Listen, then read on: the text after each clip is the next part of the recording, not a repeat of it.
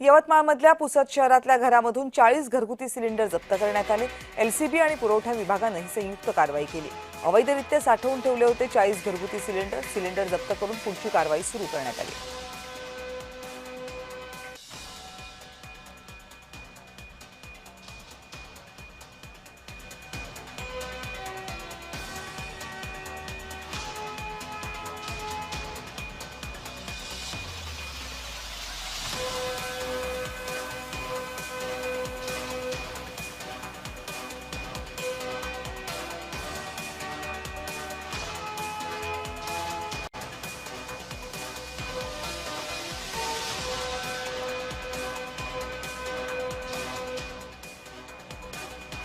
आपले प्रतिनिधी संदेश कानू आता आपल्या सोबत आहेत। संदेश, कोण आहेत ती लोक ज्यांनी घरात 40 सिलेंडर जमा करून ठेवले होते?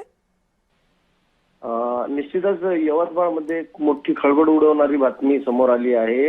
यवतमाळच्या पुसद तालुक्यात जे आहे सुभाष वार्ड परिसर जे आहे, नूर कॉलनी परिसर, त्यामध्ये मोहम्मद कच्ची नावाच्या 62 वर्षीय व्यक्तीने जे आहे ते आपल्या घरात साठा करून घरगुती सिलेंडर तब्बल 40 घरगुती सिलेंडर आढळून आले आहे।